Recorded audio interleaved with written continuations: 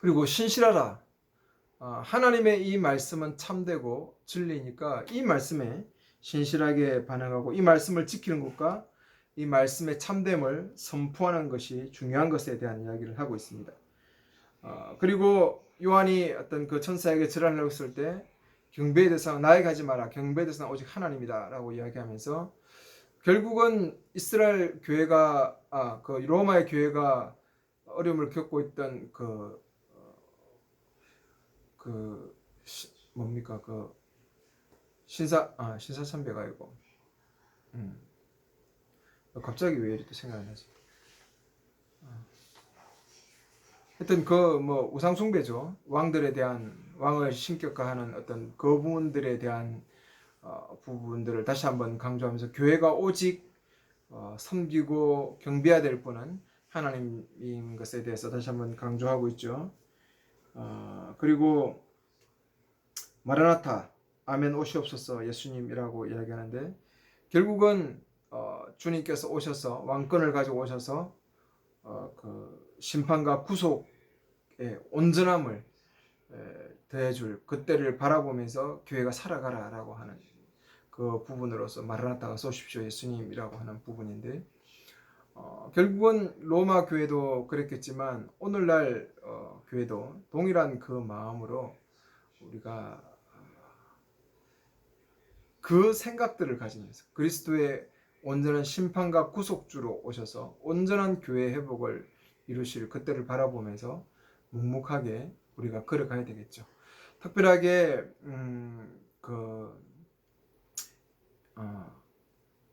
이런 평신도 교회를 꿈꾸면서 걸어가는 길은 정말 소수고 아무도 많이 찾지 않는 길이고 대다수의 어떤 지금 성도들이나 어떤 교회와는 다른 길을 걸어가고 있습니다. 외로울 수도 있고 힘겨운 싸움일 수도 있지만 우리가 마라나타 주님 어서 오십시오를 바라보면서 정말 교회의 영광과 교회 회복을 바라보면서 그러한 어떤 유기적인 교회를 꿈꾸면서 걸어갈 때 결국은 하나님께서 그러한 그 길과 동행하실 뿐 아니라 결국은 그 속에서 영광스럽게 회복되는 교회를 바라보고 소망하면 그리고 그러한 부분들을 열망하면서 묵묵히 걸어가다 보면 결국은 하나님의 최종적인 그 선언 앞에서 정말 우리가 말할 수 없는 영광을 누리게 될 것이다 라는 생각을 듭니다. 지금은 소수고 다수가 아니어서 우리가 더 비진리 같고 우리가 더 이단처럼 느껴질지 모르지만 그렇지 않습니다.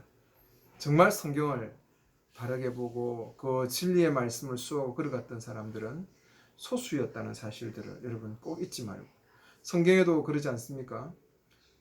넓은 길은 많은 사람들이 걸어가지만 좁은 길은 좁고 좁아서 많은 사람이 걷지 않고 찾지도 않는다고 했습니다. 그리고 하나님의 나라의 씨앗이 맡으면 떨어졌을 때 4분의 3은 거부합니다.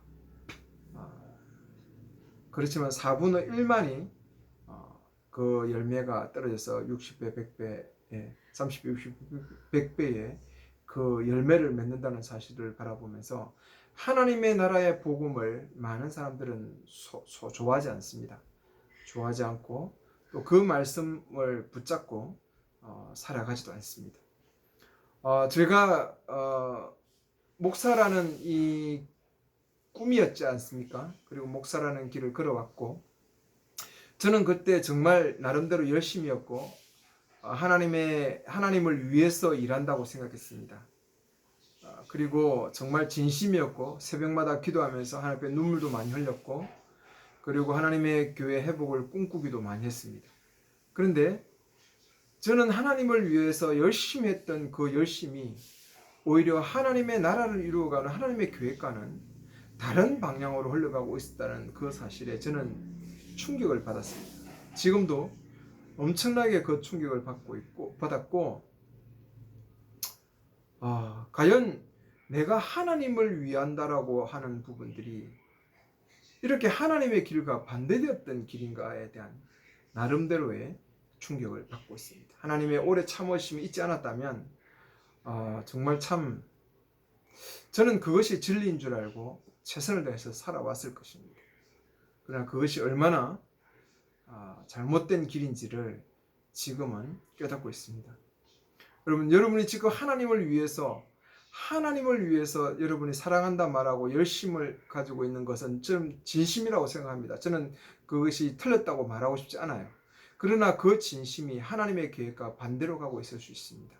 여러분의 그 진심이 더 진심일수록 어쩌면 하나님 나라와는 더 멀어지고 하나님 사랑합니다라고 말하지만 그것은 하나님을 더 괴롭게 했던 유대인들처럼 바리새인들처럼 그런 자리에 서 있을 수 있습니다. 여러분의 그 마음은 진심이지만 그러나 그것이 노력하면 할수록 더 애쓰면 애쓸수록 하나님의 나라의 그 방향과는 다르게 흘러가고 있다는 사실을 여러분 생각해 볼 필요가 있어요. 저는 그 사실에 충격받았고 목사가 꿈이었고 목사를 향해서 달려왔고 또 목사가 되어서 정말 하나님을 사랑한다고 말해서 달려왔지만 그것이 하나님의 계획을 가로막는 역할을 했다는 사실이었습니다. 물론 그 삶을 무지했고 몰랐기 때문에 걸어왔지만 그 무지함과 몰랐다는 그 사실이 좀 안타깝다라는 생각이 듭니다.